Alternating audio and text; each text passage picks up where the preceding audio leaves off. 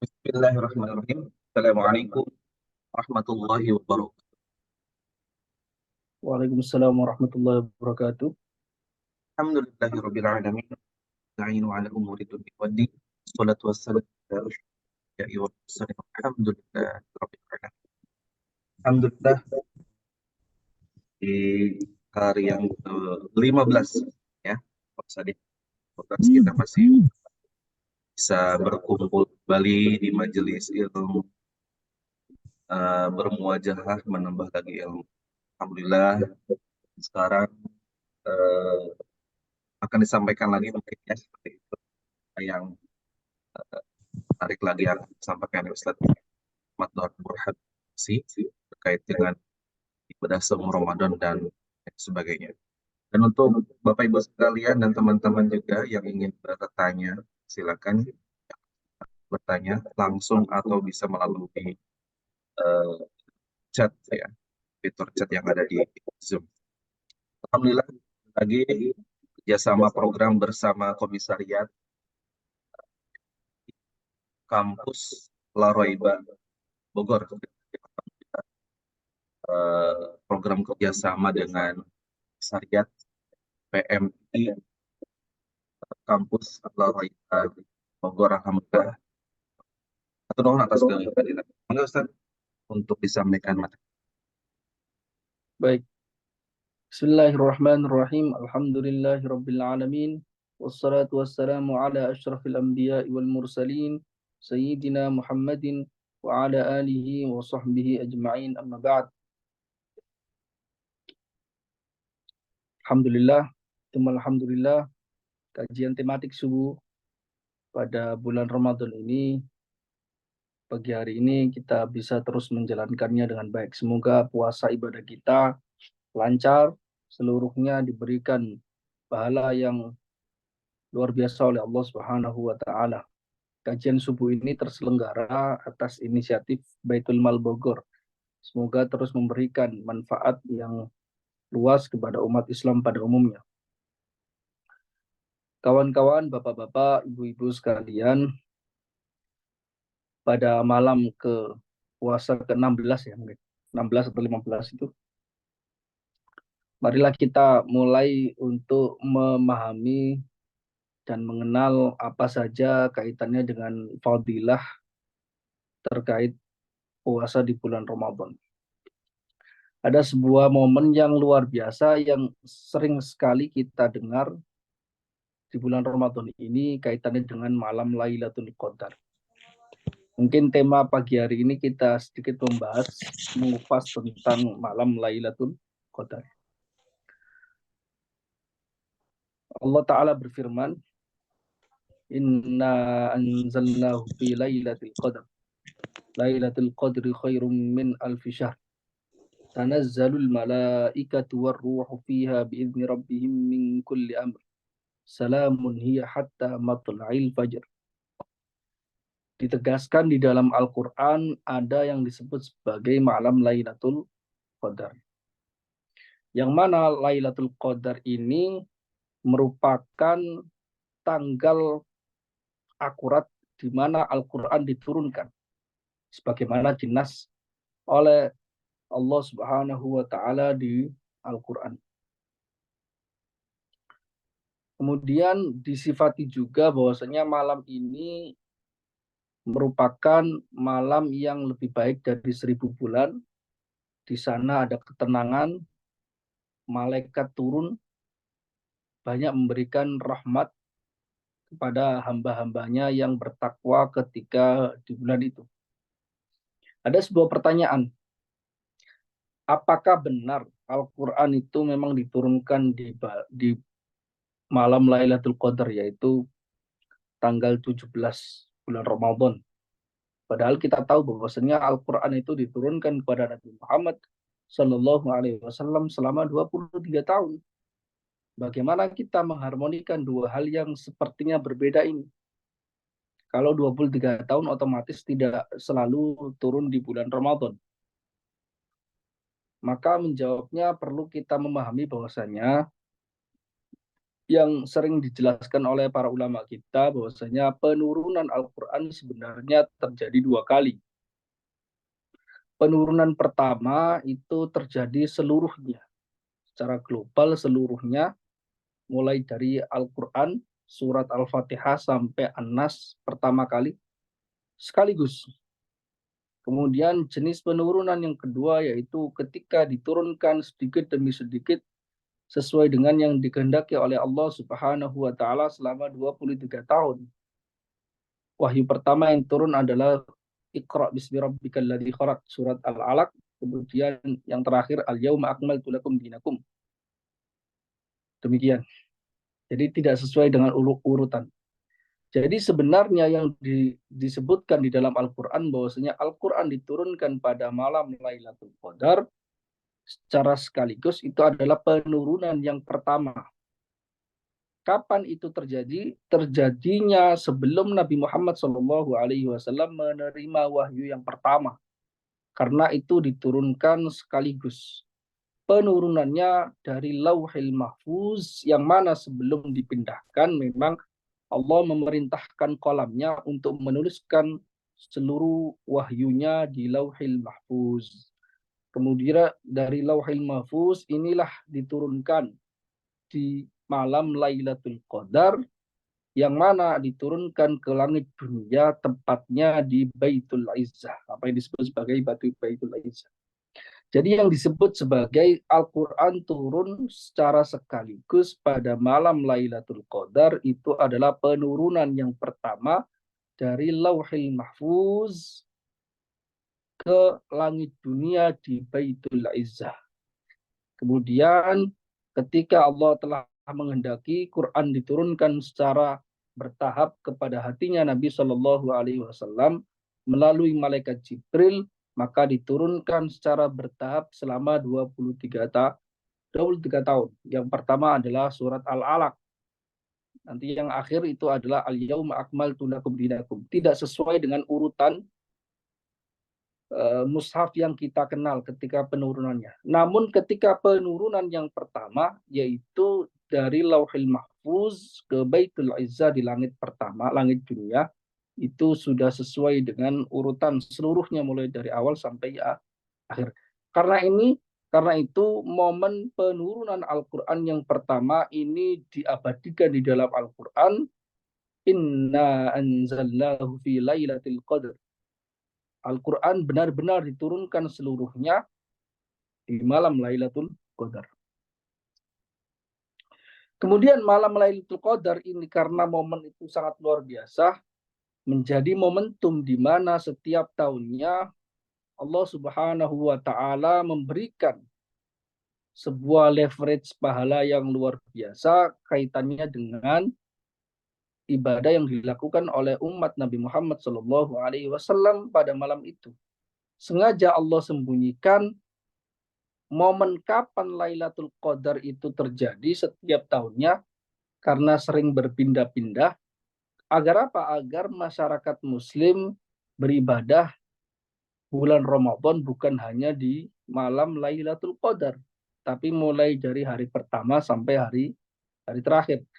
Sehingga siapapun yang beribadah pada bulan Ramadan, mulai dari hari pertama sampai hari terakhir, berarti sudah dipastikan dia pasti akan mendapat Lailatul Qadar. Lailatul Qadar ini disebutkan di dalam keterangan bahwasanya di malam Lailatul Qadar ini dibagikan rezeki-rezeki. Diampuni banyak dosa-dosa yang mana rahmat diturunkan luar biasa pada malam hari ini. Pada malam ini.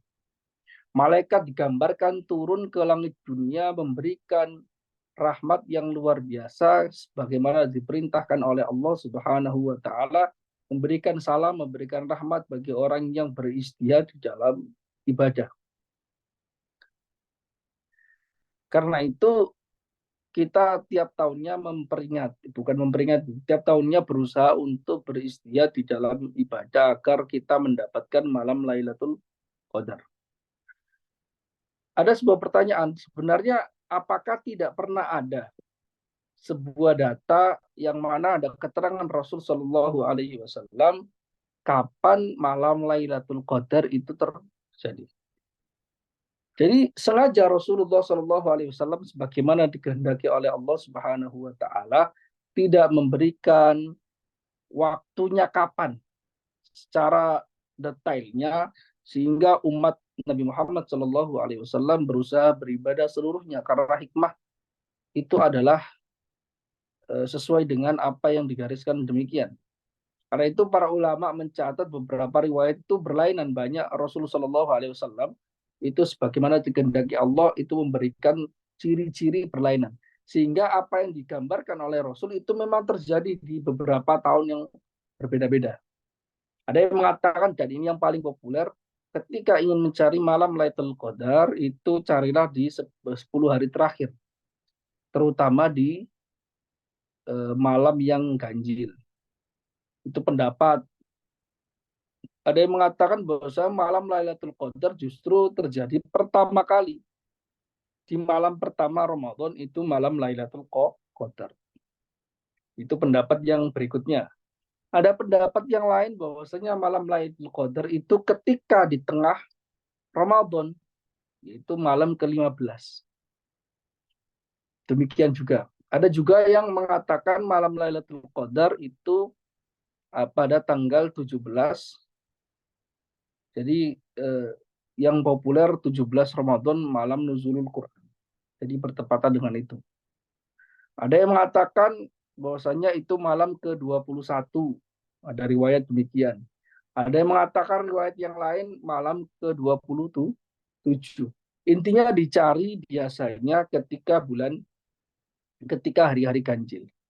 Lah, karena disebutkan di dalam Al-Quran salamun hiya hatta matla'il fajr. Nah, disebutkan ciri-ciri dalam malam Lailatul Qadar. Cirinya adalah ketika malamnya itu Lailatul Qadar, paginya itu sangat tenang. Paginya luar biasa tenang, seolah-olah tidak terjadi apapun ketika itu malamnya tidak terjadi hujan yang sangat deras, ketika siangnya tidak terlalu terik. Jadi benar-benar salam, benar-benar damai, benar-benar tenang sehingga orang secara fisik saja sudah bisa merasakan bahwasanya pada malam harinya terjadi sesuatu yang luar biasa. Namun ketika kita sudah tahu tandanya itu, kita sudah terlambat mendapatkan malam Lailatul Qadar. Karena itu sengaja di sistem seperti itu agar umatnya Nabi Muhammad ini beristihad di dalam beribadah pada setiap malamnya. Jadi itu luar biasa kaitannya dengan malam Lailatul Qadar. Semoga kita diberikan oleh Allah Subhanahu wa taala takdir bisa beribadah agar mendapatkan malam Lailatul Qadar. Di mana malam ini jelas dinas pahala ketika beribadah pada malam hari ini sama dengan 1000 bulan, sekitar 82 tahun kalau gitu. Jadi satu malam nilainya 82 tahun beribadah. Demikian mungkin kalau ada pertanyaan silahkan Bapak-bapak, kawan-kawan. Baik Ustaz. Sederhana pertanyaannya Ustaz. Sepenting dan seurgent apakah Lailatul Qadar itu didapatkan oleh tiap muslim? Jadi apa yang efek secara lahir, secara langsung yang didapatkan oleh seseorang ketika bertemu dengan malam Lailatul Qadar sehingga orang itu eager atau terpicu untuk mendapatkan malam Lailatul Qadar. Iya. Jadi sepenting apa? Tapi sebelum masuk ke sepenting apa, perlu saya terangkan sedikit kaitannya dengan bagaimana kondisi setiap orang ketika menjumpai malam Lailatul Qadar. Sebenarnya menjumpai malam Lailatul Qadar itu tergantung level keimanan masing-masing. Karena diceritakan dalam banyak riwayat para ulama itu beberapa ulama itu mendapati malam Lailatul Qadar itu peristiwanya luar biasa. Misalnya Imam Nawawi sebelum balik itu mendapatkan malam Lailatul Qadar dalam arti pada malam itu ketika beliau beribadah benar-benar melihat seolah-olah malaikat turun. Seolah-olah malam itu benar-benar terang benderang. Jadi orang yang melihat Imam Nawawi ketika besok pagi harinya seolah-olah ada yang berbeda dari Imam Nawawi. Ya, seperti itu. Jadi peristiwa seperti itu nggak dialami oleh semua orang. Walaupun setiap orang misalnya dia tidak pernah bolong terawih, tapi karena berbeda level, berbeda kualitas keimanan, itu tidak menjumpai hal seperti itu. Namun yang pasti yang diberitakan oleh Allah Subhanahu wa taala malam Lailatul Qadar itu malam istimewa. Mungkin karena level keimanan kita berbeda dengan para ulama yang disebutkan tadi, mungkin kita hanya mendapatkan semacam ketenangan batin dan sebagainya yang agak berbeda. Jadi kalau dilihat memang berbeda sekali. Tapi seberapa penting? Sebenarnya penting sekali sih sebenarnya. Karena ya kita bayangkan kita beribadah pada malam tersebut, yang mana malam tersebut itu sama nilainya dengan kita beribadah dengan 1.000 bulan. Justru malam Lailatul Qadar itu dicari-cari bahkan oleh Rasul Shallallahu Alaihi Wasallam yang menganjurkan sendiri untuk carilah malam Lailatul Qadar. Jadi pertama kali yang perlu kita tanamkan pada diri kita, kenapa kita mencari malam Lailatul Qadar? Karena itu perintah Rasul Shallallahu Alaihi Wasallam. Itu yang pertama. Kedua, salah satu hal yang membedakan umat Nabi Muhammad SAW dengan umat-umat sebelumnya, umatnya Nabi Muhammad itu umurnya pendek.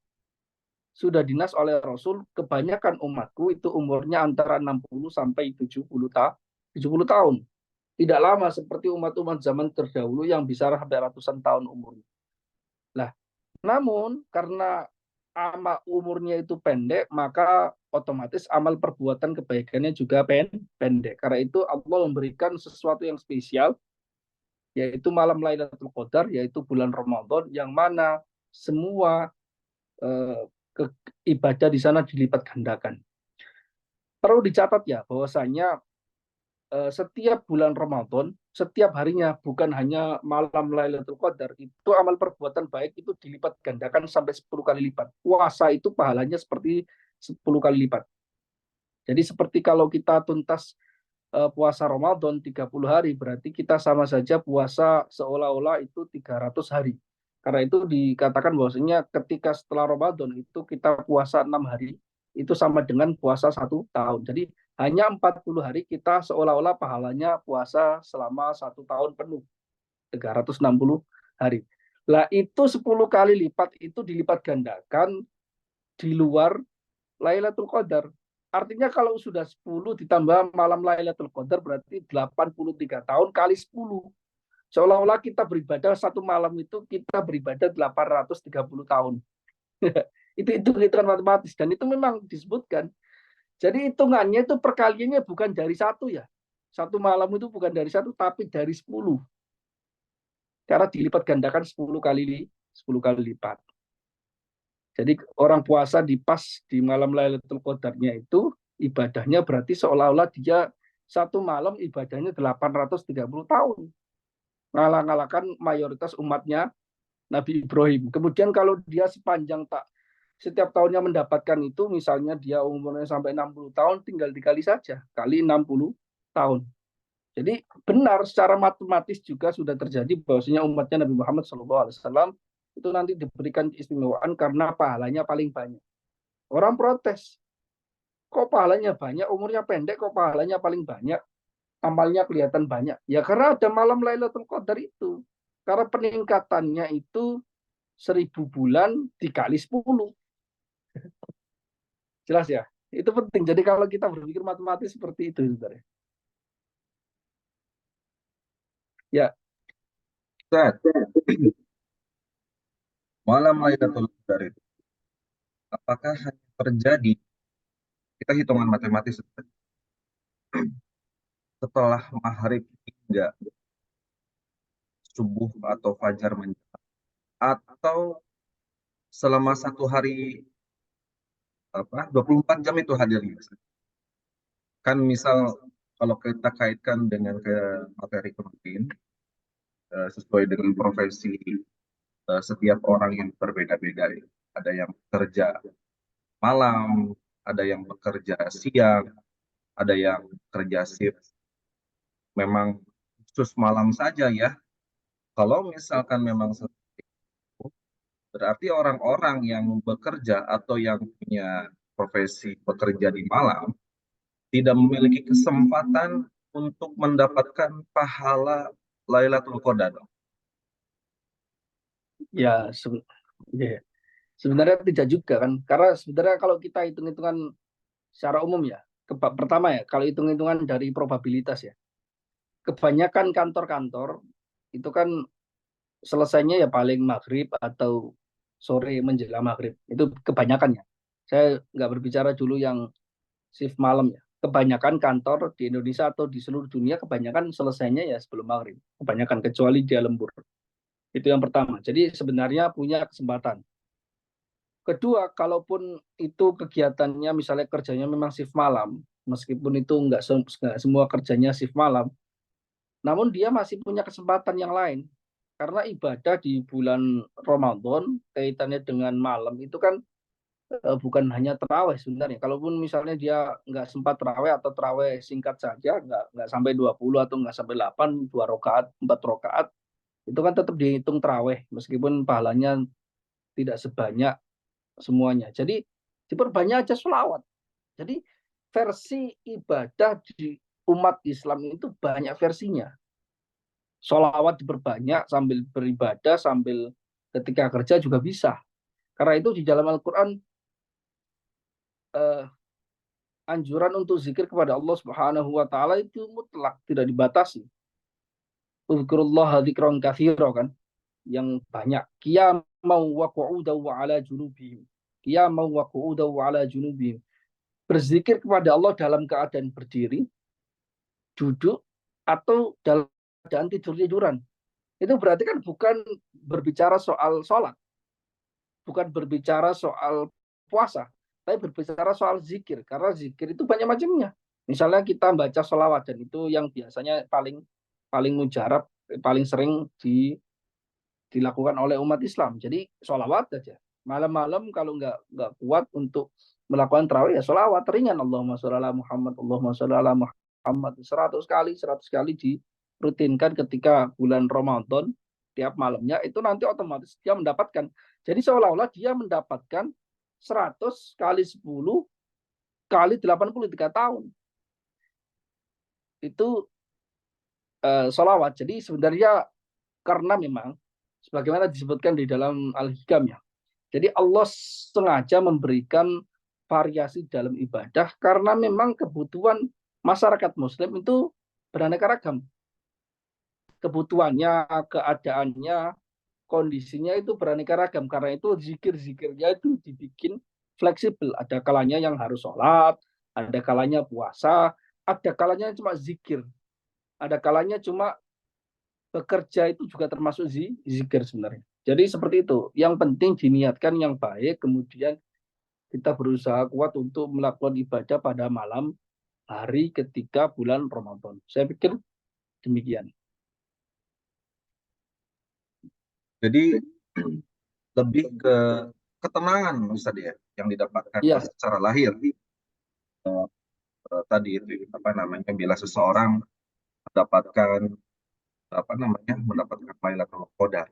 Kadang-kadang kan eh, banyak yang bercerita sama orang, oh semalam saya mendapatkan Lailatul Qadar. Kalau ditanya, emang apa cirinya mendapatkan Lailatul Qadar? Ya gitu katanya, punya indah, gitu, buat hati tenang.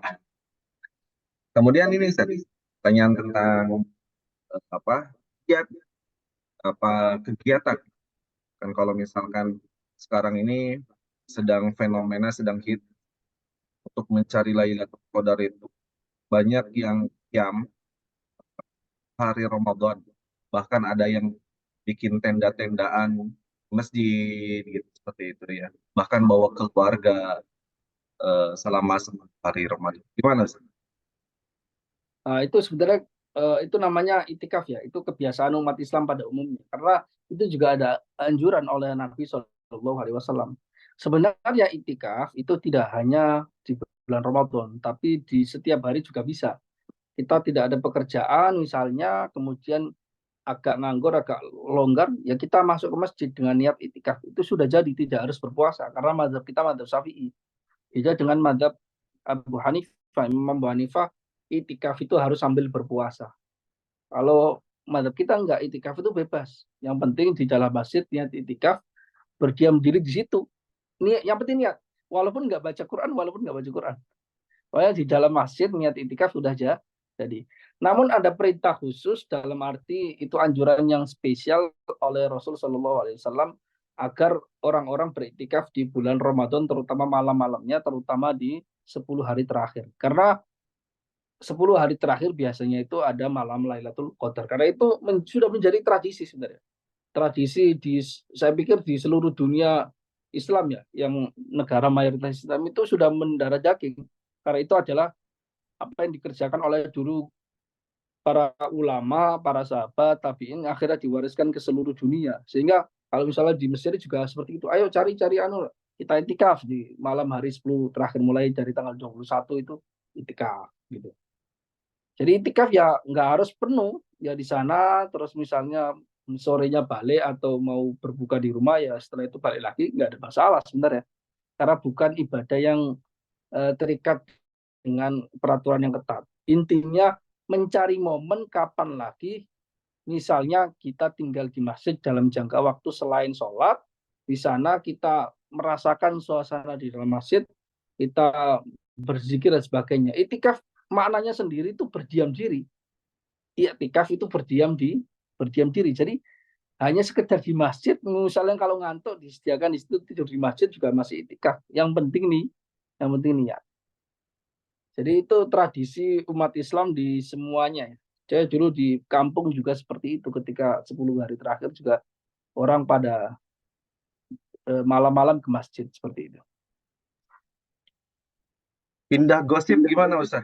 Dari rumah ke masjid Ustaz. Pindah Apa? gosip. Pindah bergosip. Ya Itikaf gosipnya ya ketika ditahan itikaf Ustaz. sedikit. Kalau minimal gitu. Jadi kalau minimal kalau mau melakukan dosa gosip ya keluar dari masjid dulu bentar gitu, setelah itu balik lagi gitu. Jadi agak menjaga wibawanya masjid, karena masjid itu kan sesuatu tempat yang suci dan tempat yang spesial sebenarnya. Jadi karena memang kalau di dalam masjid itu mendapatkan pahala yang lebih banyak, kalau melakukan dosa di sana juga dosanya lebih banyak. Karena kaitannya dengan melanggar beberapa aturan yang berbeda. Seperti itu. Ya sebagaimana kita melakukan pelanggaran di tempat biasa dengan tempat yang suci kan pelanggarannya nilainya itu kan berbeda, lebih lebih lebih luar biasa. Jadi seperti itu.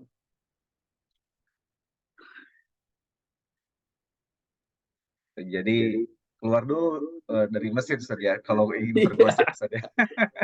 Ya minimal minimal itulah, minimal ada menjaga sopan santun di masjid kan. Oh iya, iya. Orang yang Adab ngerokok Ustaz. juga nggak berani loh, ngerokok di dalam masjid itu nggak berani, kecuali kalau memang apa ya, karena ada momen tertentu. Jadi saya perokok pun kalau dalam masjid itu ngerokok juga nggak berani, maksudnya agak keluar gitu. Hmm. Jadi ada sopan santunnya. Kalau kayak pindah masak gitu Ustaz ya. Pindah masak Oh pindah misalkan. masjid. Jadi ingin full itikaf itu memang betul-betul tidak keluar itu Ustaz. Kayak mencuci Ya nggak lah, ada masalah sih. Ya. masaknya juga diborong dibawa ke masjid Ustaz. Jadi yang perlu diketahui bahwasanya hukumnya itu soal masa atau apapun itu sebenarnya hukum umum ya. Umumnya di masjid itu begini, harus menjaga kebersihan masjid. Kita membuang kotoran di masjid itu dosa, nggak boleh. Karena namanya mengganggu orang ibadah. Nah kalau misalnya masa dalam masjid itu kira-kira membuat kotor atau enggak? Nah kalau membuat kotor ya otomatis kan itu perbuatan yang haram sebenarnya. Tapi biasanya orang yang misalnya sampai bawa kompor dan sebagainya untuk beriktikaf di sana, biasanya kan dia masaknya di luar area masjid atau di area masjid yang disediakan, bukan di dalam tempat sholatnya itu. Tapi tetap harus menjaga kebersihan, apalagi tanahnya itu misalnya tanah wakaf. Ya, karena masjid kan otomatis wakaf kan. Kalau memang yang dibuat masa itu wakaf, yaitu agak problem. Jadi di luar wilayah wakaf itu untuk melakukan kegiatan-kegiatan di luar ibadah secara langsung. Jadi intinya di dalam masjid itu ada aturan khusus, perempuan yang lagi haid tidak diperkenankan masuk masjid, ya kan? Itu berarti aturan khusus. Kemudian orang yang lagi junub juga kan ya sangat makruh sekali untuk di dalam masjid kan, ya kan? Yang laki-laki. Kemudian otomatis kalau membuang sampah di dalam masjid juga hukumannya lebih lebih berat dibandingkan yang biasa, karena kita pertama mengganggu orang itu aja bermasalah. Bahkan Rasul itu pernah melarang, pernah salah seorang sahabat habis makan kemudian masuk masjid, kemudian Rasul bau bahwasanya bau mulutnya itu masih bau bawang, masih masih bau bawang. Rasul mengatakan tidak boleh sekali-kali orang yang makan tumbuhan ini mendekati masjid kita. Rasul mengatakan demikian. Karena kan intinya Rasul ingin menjaga agar bau di dalam masjid itu tetap tetap wangi, tetap nyaman. Jadi orang yang makan-makan sesuatu yang belum dinetralisir baunya pun oleh Nabi Shallallahu Alaihi Wasallam dilarang. Karena mengganggu orang ketika ibadah itu ya termasuk dosa sebenarnya, apalagi di dalam masjid. Saya pikir demikian.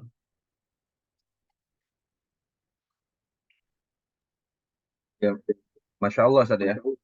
Sebenarnya Ya, walau materi tentang Lailatul Qadar ini tetap setiap tahun ya pulang, tetap terus kita refresh kembali gitu tadi ya.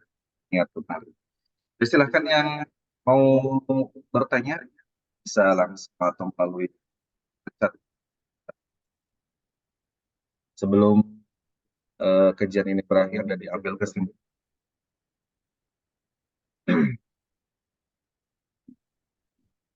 Monggo Ustaz diambil kesimpulan saja. baik. Jadi pada pagi hari ini kita tadi telah menjelaskan kaitannya dengan apa yang disebut sebagai malam Lailatul Qadar. Dan penurunan Al-Quran itu terjadi dua kali seperti yang saya sebutkan. Yang pertama penurunan secara sekaligus mulai dari awal sampai akhir itu terjadi di malam Lailatul Qadar sebagaimana dinas oleh Allah Ta'ala di dalam Al-Quran.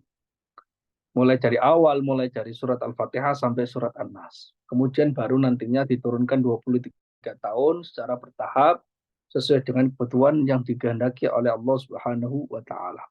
Karena itu malam ini spesial seperti yang saya terangkan, ya perlu kita untuk menjaga spesialitas ini, kespesialan malam ini sehingga banyak sekali hadis yang menerangkan dan Rasul Shallallahu Alaihi Wasallam sendiri yang menganjurkan kita mencari malam Lailatul Qadar.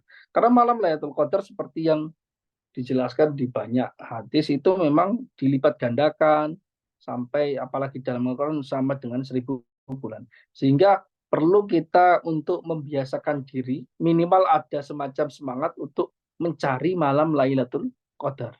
Nah, mendapatkan malam Lailatul Qadar itu tergantung dari tingkat keimanan masing-masing. Karena ada orang yang tingkat levelnya sangat tinggi sehingga dia benar-benar seolah-olah melihat malaikat. Karena disebutkan di dalam Quran memang malaikat turun ketika malam Lailatul Qadar. Ada orang bisa melihat malaikat, ada orang yang tidak bisa melihat malaikat, tapi ada suasana yang memang berbeda. Saya pikir setiap muslim yang penting dia berpuasa pasti akan merasakan kok.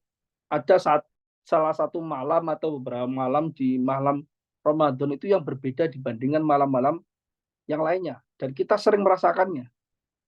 Berarti itu malam Lailatul Qadar sendiri. Jadi kemudian ada ibadah-ibadah yang juga dianjurkan oleh Rasul agar juga supaya punya potensi untuk mendapatkan malam Lailatul Qadar, yaitu iktikaf di 10 hari terakhir. Dan amal perbuatan seperti ini sudah menjadi tradisi karena memang dari dulu ditradisikan oleh para sahabat, diajarkan oleh Nabi, kemudian dicontoh dari generasi ke generasi sampai sekarang. Jadi penting kita menjaga tradisi yang baik seperti ini dengan menjaga kesucian masjid, dengan menjaga makna dari puasa dan bulan Ramadan itu sendiri. Semoga kita diberikan kekuatan karena ini mulai momen untuk mencari malam Lailatul Qadar. Jadi mulai malam ke-15 sampai seterusnya demikian. Saya pikir demikian yang bisa disampaikan. Semoga bermanfaat buat saya pribadi dan buat pendengar pada umumnya. Semoga Baitul Mal Bogor terus bermanfaat kepada umat Islam pada umumnya. Wallahul muwaffiq ila aqwamit thoriq. Wassalamualaikum warahmatullahi wabarakatuh. Waalaikumsalam warahmatullahi wabarakatuh. Jazakumullah Ustaz atas penyampaian materinya. Alhamdulillah, para hadirin rahimakumullah, sahabat komisariat PMI Kampus Lauraiba Bogor. Hatur nuhun atas partisipasinya kehadiran pada pagi hari. Insyaallah besok kita hadir kembali jam yang sama dengan link yang sama. Hatur nuhun. Assalamualaikum warahmatullahi wabarakatuh. Waalaikumsalam warahmatullahi wabarakatuh.